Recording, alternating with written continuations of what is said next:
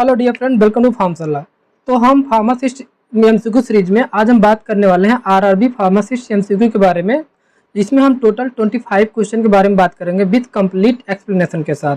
और यह वीडियो आपको इम्पोर्टेंट होगी अदर फार्मासिस्ट एग्जाम के लिए, जो कि अलग अलग एग्जाम होते हैं like DI, AIIMS, ESIC, RTBP, UP, RBUNL, PG, IMER, ESIC, ISRO, central state, DSSB, PSU, इन सब एग्जाम में आपका ये पेपर मतलब जो क्वेश्चन है हेल्प करने वाला है, क्योंकि सबका जो सिलेबस होता है लगभग कॉमन ही होता है। तो आप लोग ये वीडियो जरूर देखिएगा और अपने फ्रेंड्स को भी शेयर करिए। अगर आप लोग नए हो तो चैनल को लाइक, सब्सक्राइब, शेयर जरूर करें। तो जैसा कि आपको पेपर पैटर्न पता होगा, इसमें टोटल 100 क्वेश्चन आते हैं। पहला है प्रोफेशनल एबिलिटी, इसमें टोटल 70 क्वेश्चन होता है, टोटल 70 मार्क्स का होता है। नेक्स्ट जनरल अवेयरनेस से 10 क्वेश्चन आता है, 10 मार्क का। एंड नेक्स्ट है general arithmetic and general intelligence से क्वेश्चन आता है 10 मार्क का। नेक्स्ट जनरल साइंस से भी क्वेश्चन आता है 10 मार्क का। टोटल 100 क्वेश्चन होते हैं 100 मार्क्स के। तो ये तो 12 जनरल पेपर पैटर्न है, आप सबको पता होगा। तो इसमें सबसे पहला क्वेश्चन है, पूछा गया है एनी अनडिजायरेबल या unintended consequence of drug administration is known as. तो ये जो कंडीशन है इसको आपको पढ़ना है क्वेश्चन को, एंड इसके जो सारे ऑप्शन है ध्यानपूर्वक देखने और करेक्ट आंसर चूज करना। तो आपको यहाँ पर ऑप्शन दिया गया एलर्जिक रिएक्शन, नेक्स्ट है साइड इफेक्ट, नेक्स्ट है टॉक्सिक इफेक्ट, नेक्स्ट है आइडियोसिंक्रोनेसी।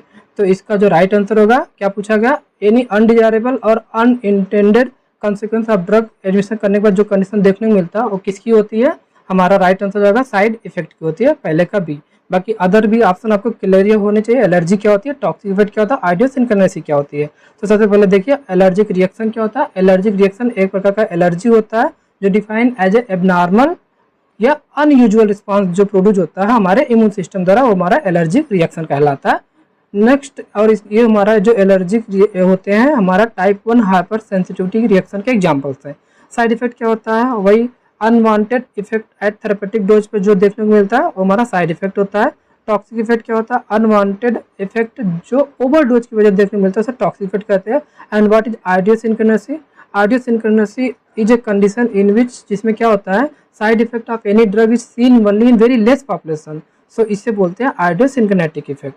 नेक्स्ट क्वेश्चन हमारा क्या है, an immunologically mediated reaction to a drug producing stereotype symptoms जो unrelated to its pharmacodynamic action is called. तो ऑप्शन पढ़िए, जैसे क्या कहते हैं, hypersensitivity, supersensitivity, intolerance या नॉन। तो इसका जो राइट आंसर हो जाएगा, ये किसके बारे में बता रहा, हमारा हाइपर सेंसिटिविटी रिएक्शन के बारे में बता रहा।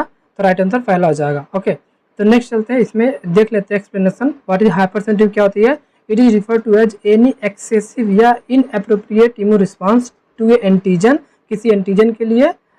और जो हमारा होता है यहाँ पर total 4 type of hypersensitive reaction देखने को मिलती है, type 1, type 2, type 3 and type 4। सारे टाइप को एक बार जरूर आपको पढ़ के जाना, किसी नेक्स्ट वीडियो में क्वेश्चन के साथ डिस्कस कर लेंगे उसको भी। नेक्स्ट सुपर सेंसिटिविटी क्या होती है, super sensitivity refer to as increase responsiveness of a receptor या टिश्यू टू ए ड्रग या न्यूरोट्रांसमीटर के लिए, जो हमारा रिस्पॉन्सिवनेस बहुत ज़्यादा बढ़ जाए उसे सुपर सेंसिटिविटी बोलते हैं। What is intolerance, intolerance simple सा टॉक्सिक इफेक्ट होता है एट थेरापेटिक डोज पे, इसे बोलते हैं intolerance. Okay, next question number 3 में बात करते हैं, which micronutrient is primary source of energy for human body. तो इसमें ऑप्शन देखिए, पहला है vitamin, fat, carbohydrate, protein.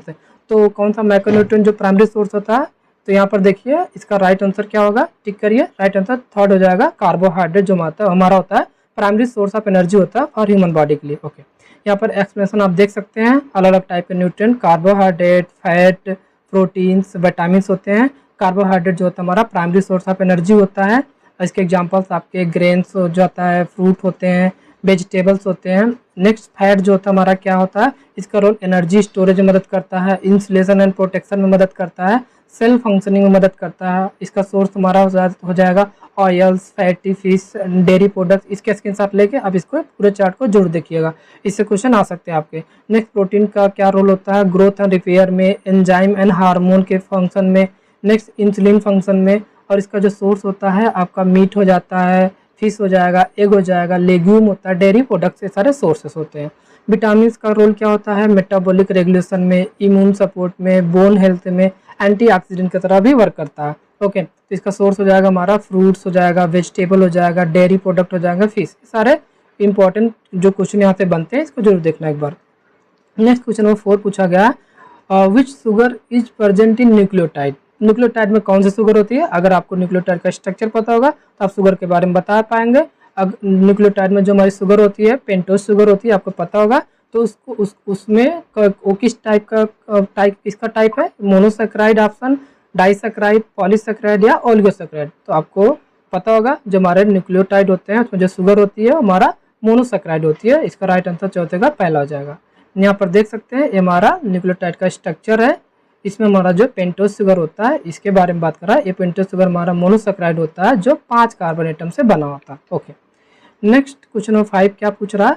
Heart is protected by double wall membrane bag called. तो आपको उस मेम्ब्रेन का नाम बताना जिससे हार्ट का प्रोटेक्शन कवर होता है, मतलब प्रोटेक्टेड होता है। ऑप्शन देखिए, प्लूरल मेम्ब्रेन, पेरिकार्डियम, पेरिटोनियम या नन। तो इसका जो राइट आंसर आपको पता होना चाहिए क्या होता है? पेरिकार्डियम होता है। 5वें का बी वाला हो जाएगा। ओके, यहाँ पर देख सकते हैं ये हार्ट का स्ट्रक्चर है। यहाँ पर देखिए ये जो लेयर है यहाँ पर फोल्ड किया गया, इसे बोलते हैं पेरिकार्डियम मेम्ब्रेन जो हार्ट को कवर किए रहती है। Okay, next, which vitamin is also term as thiamine. किस विटामिन को थायामिन नाम से जानते हैं? तो ऑप्शन देखिए, पहला vitamin B6, vitamin B1, vitamin B3, vitamin A. तो आपको पता होना चाहिए थियामिन किसका केमिकल नेम है। तो इसका जो राइट आंसर जाएगा जल्दी से बताइए, 6 का बी वाला जाएगा राइट आंसर। विटामिन B1 को हम थियामिन बोलते हैं। बाकी सारे विटामिन का केमिकल नेम आपको जरूर याद होना चाहिए। यहाँ पर हम देख सकते हैं विटामिन का क्लासिफिकेशन। विटामिन को 2 भाग में बांटा गया है, on the basis of solubility of in water या फैट में। तो जो फैट सॉल्युबल विटामिन होते हैं वो हमारे एग्जांपल देख लीजिए ADEK होते हैं, और जो वाटर सॉल्युबल विटामिन होता है vitamin B, vitamin and vitamin C होते हैं। ओके, तो आपको इसका दोनों क्लासिफिकेशन जरूर याद रखना। इससे भी क्वेश्चन पूछ सकता है which of the following is fat soluble vitamin या which of the following is not water soluble vitamin. ऐसे क्वेश्चन आते हैं। सारे विटामिन का सोर्स एंड डिफिशियंसी भी पता होना चाहिए। जनरल मेनली डिफिशियंसी तो पता होना चाहिए, इसकी डिफिशियंसी से कौन सी डिजीज होती हैं। तो यहाँ पर देखिए विटामिन ए का जो केमिकल नेम रेटिनॉल होता है। सोर्सेस यहाँ पर देख सकते हैं, fish, liver oil, carrot, butter milk, fry, papaya होते हैं। लेकिन मेन इसका जो इंपॉर्टेंट पॉइंट आपको डिजीज याद करना है, इसकी कमी से क्या होता है। जीरोपैथेलमिया हो जाता है जिसमें हार्डनिंग ऑफ कॉर्निया हो जाती है, जो आई पे कॉर्निया होती है हार्डनिंग हो जाती है, और नाइट ब्लाइंडनेस हो जाता है जिसे रतौंधी कहते हैं। ओके, विटामिन B1 का केमिकल नेम क्या होता है? थियामिन होता है। इसका सोर्स क्या होता है? Milk, east, green vegetable, cereals, और इसकी डिफिशियंसी से बेरी मतलब डिजीज होता है। नेक्स्ट, विटामिन B2 का केमिकल नेम राइबोफ्लाविन होता है। इसका सोर्स क्या? मिल्क हो गया, एग वाइट हो गया, लीवर हो गया, किडनी हो गया। डिफिशियंसी से क्या होता है? चिलोसिस होता है। इसमें क्या होता है? Fissuring at corner of mouth and lips पे फ्यूजरिंग हो जाता है। विटामिन B3 का केमिकल नेम नियासिन होता है। इसका सोर्स क्या होता है? ईस्ट होता है। Meat, cereal, legume, milk, green leafy vegetable, coffee and tea होते हैं। डिफिशियंसी से पेलाग्रा हो जाता है। इसमें क्या होता है? इसमें पेलाग्रा अलग अलग टाइप के सिम्टम जैसे डिमेंशिया हो जाता है, डायरिया हो जाता है, एंड डर्मेटाइटिस, यानी इसे 3D नाम से जानते हैं क्योंकि तीनों सिम्टम पेलाग्रा में देखने को मिलता है। नेक्स्ट, विटामिन B5 का केमिकल नेम पेंटोथेनिक एसिड होता है।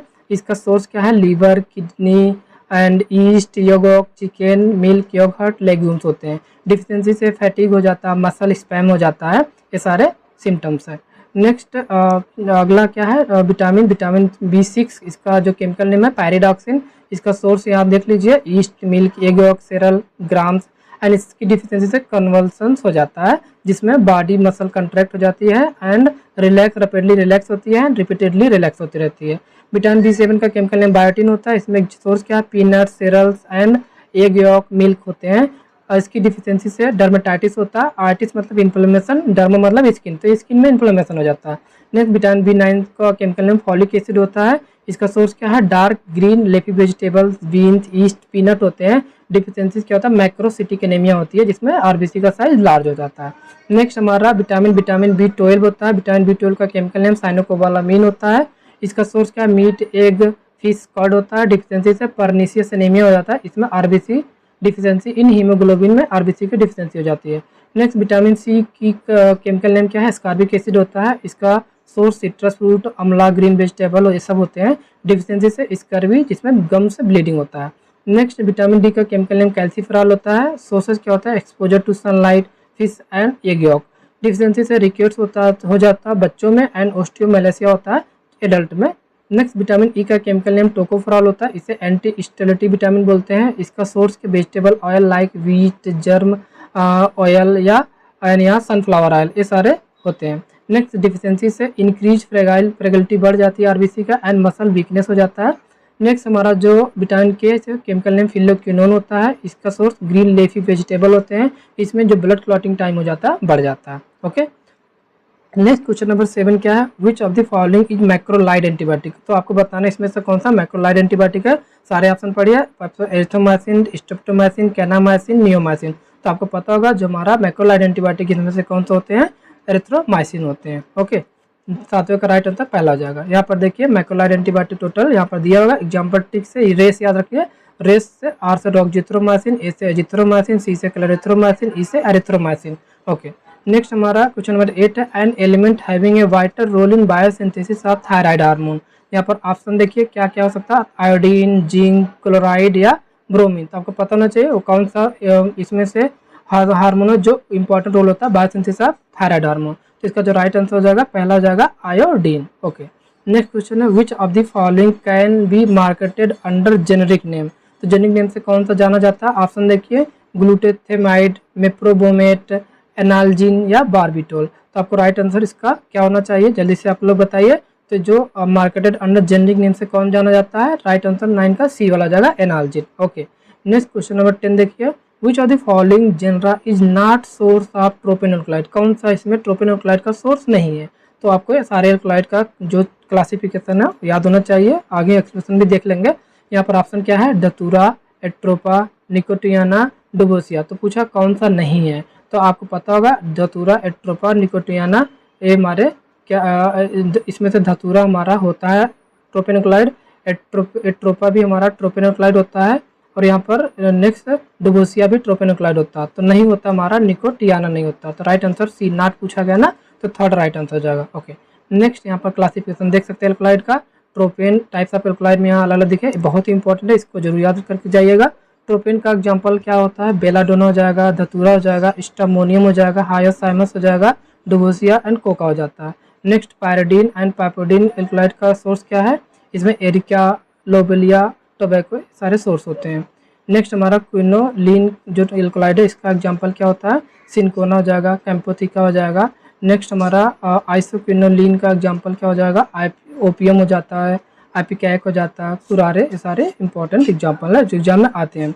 नेक्स्ट इंडोल जो हमारा टाइप ऑफ एल्कलाइड, इसका एग्जांपल क्या है, अर्गट हो गया, नट बोमिका हो गया, राउल्फिया हो गया, विंका हो गया एंड फाइसोस्टिग्मा। नेक्स्ट हमारा आइमिडाजोल होता है, इसका सोर्स क्या है, पिलोकार्पस होता है। नेक्स्ट हमारा स्टेरॉइडल होता है, इसका सोर्स क्या होता है, वेराट्रम होता है, कुर्ची हो जाता है। नेक्स्ट हमारा एल्कलाइडल एमीन्स जो हमारे एल्कलाइड होता है, इसका सोर्स क्या होता है, इफेड्रा होता है, कॉल्सिगम होता है।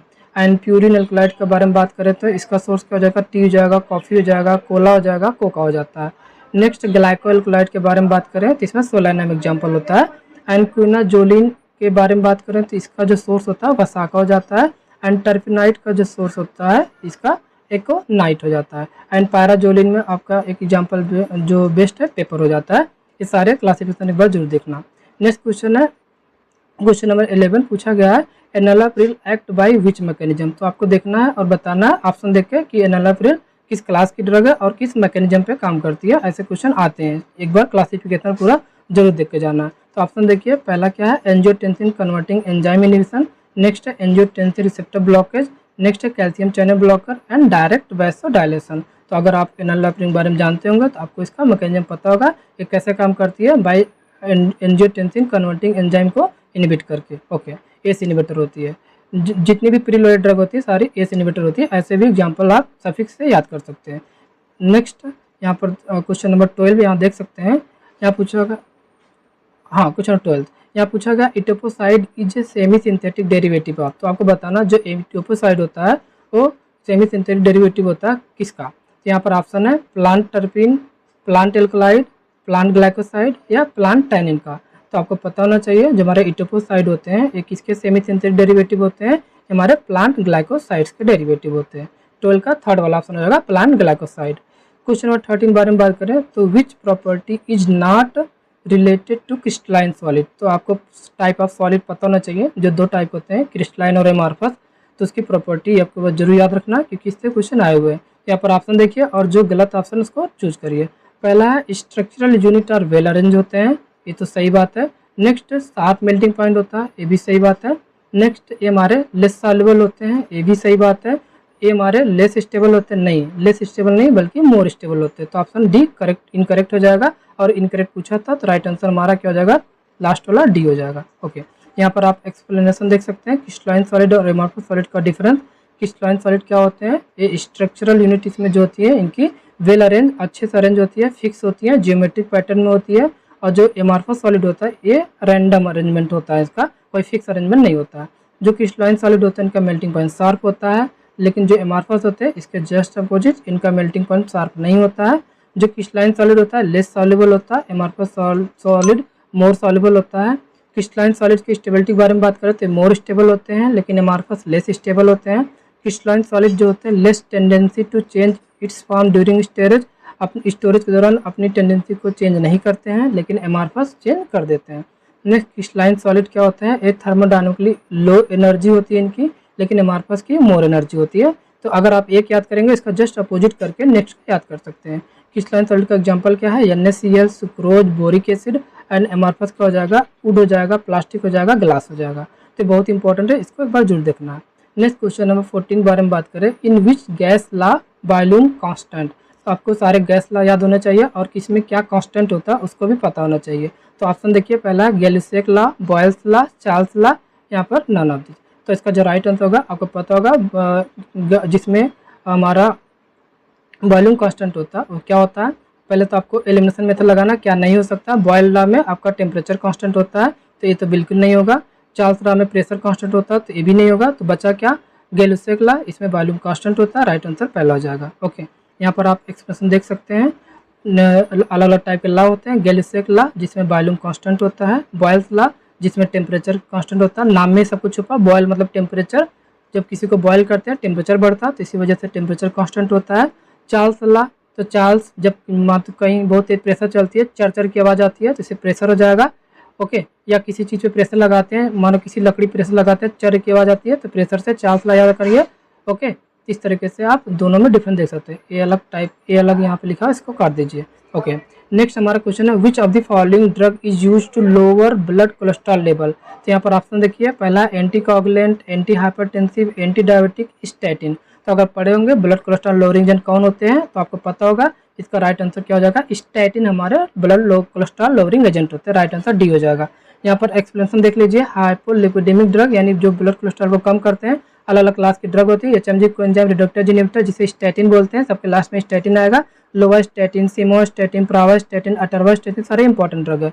नेक्स्ट बायोलिसिस सिक्वेस्ट्रेन में आपके कोलेस्टारामिन, कोलिस्टिपॉल, ये सारे आपको देख के जाने हैं। नेक्स्ट PPR अल्फा जो हमारे एगोनिस्ट होते हैं फाइब्रेट्स वाले, इसमें जेम फाइब्रोजिल, बेंजोफाइब्रोजिल, फेनोफाइब्रेट आते हैं। Next lipolysis and triglyceride synthesis inhibitor में निकोटिनिक एसिड आ जाता है, क्या था, निकोटिनिक एसिड।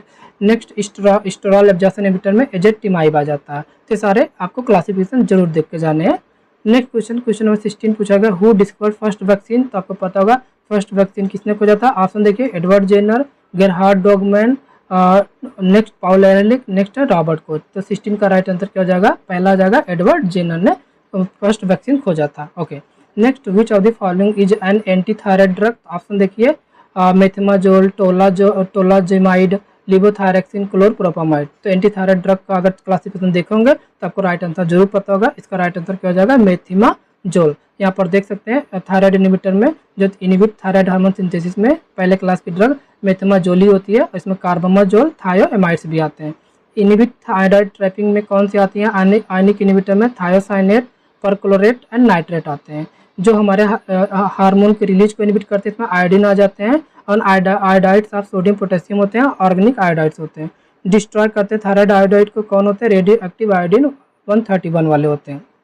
नेक्स्ट क्वेश्चन 18 पूछा गया, हॉपलर विस्कोमीटर किसका टाइप है। तो ऑप्शन देखिए, falling sphere viscometer, capillary viscometer, cup and Bob viscometer and cup end plate viscometer. तो 18 का राइट आंसर हो जाएगा हमारा फॉलिंग स्फीयर विस्कोमीटर का एग्जाम्पल, हमारा हॉपलर विस्कोमीटर का एग्जाम्पल है फॉलिंग स्फीयर विस्कोमीटर।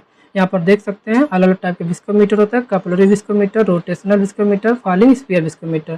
कैपिलरी का जो नेम होता है इसका टाइप है ओस्टवाल विस्कोमीटर, रोटेशनल में कप एंड बॉब आते हैं, कोन एंड प्लेट आता है, ब्रुकफील्ड जिसे टी शेप बोलते हैं।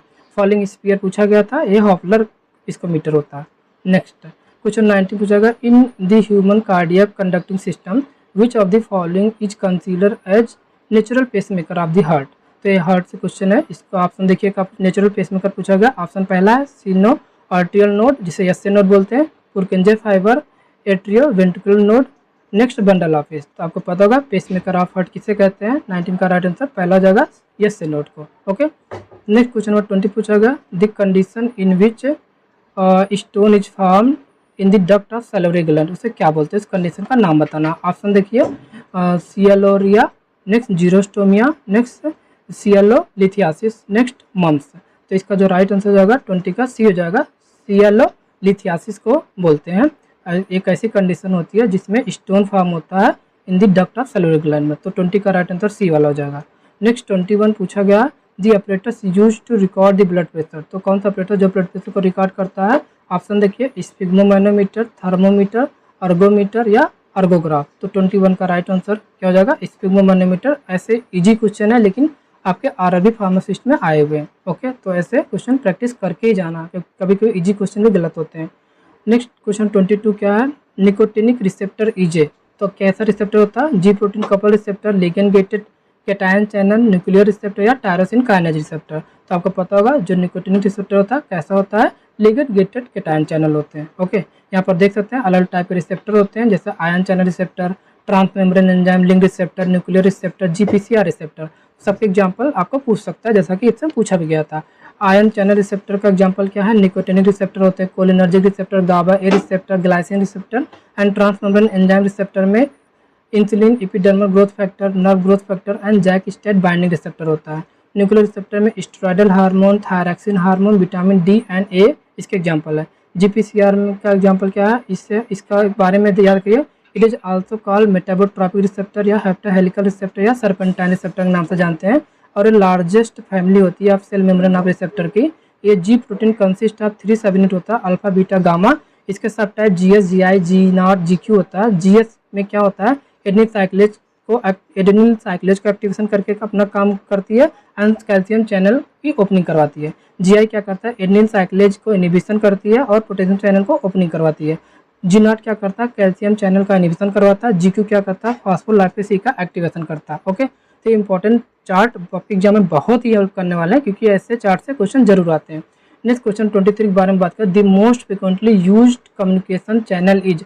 ऑप्शन है visual channel, auditory channel, tactile channel या रिटन चैनल। तो 23 का राइट आंसर क्या हो जाएगा, auditory channel most frequently use communication channel का टाइप है। 23 का सेकेंड आंसर हो जाएगा। Next question 24, the 3 main component of cardiopulmonary resuscitation यानी CPR include which of the following. यानी जो सीपीआर में क्या होता है, लेकिन इसमें पूछा गया एक्सेप्ट, तो जो नहीं होता उसको हटाना है। तो आपने पढ़ा होगा एबीसी सिस्टम। इसमें 24 का जो ऑप्शन देखिए, एयरवे, ब्रीदिंग, डाइजेशन, सर्कुलेशन। तो इसमें हमारा एयरवे तो होता ही है, ब्रीदिंग भी होता है, और यहाँ पर इसका हमारा डाइजेशन भी देखने को मिलता है, लेकिन क्या नहीं देखने को मिलता है, सर्कुलेशन देखने को नहीं मिलता है। तो 24 का राइट आंसर डी हो जाएगा एक्सेप्ट में। Okay, next question number 25, the original and first hand data collected by the researcher is known as. तो इसका option secondary data, primary data, interview data या टर्सरी डाटा। तो इसका क्या आंसर होगा, आपको इसको ऑप्शन का क्वेश्चन के अकॉर्डिंग सही ऑप्शन चूज करना है। इसका जो राइट आंसर होगा प्राइमरी डाटा। ओके, तो यानी एक ओरिजिनल डाटा जो first hand data collected bye researchers के द्वारा कलेक्ट किया जाता है, कौन सी डाटा होती है, प्राइमरी डाटा कहलाता है। 25 का राइट आंसर सेकेंड वाला हो जाएगा। ओके, तो ये हमारा आंसर सीट है, आप लोग इसका पीडीएफ मिल जाएगा हमारे टेलीग्राम चैनल और फार्मशाला की वेबसाइट पे farmshala.in विजिट करके।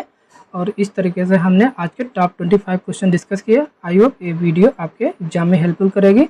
ओके, ये वीडियो जितना सके अपने फ्रेंड्स को शेयर करिए। मिलते हैं एक नए वीडियो के साथ। Thank you so much.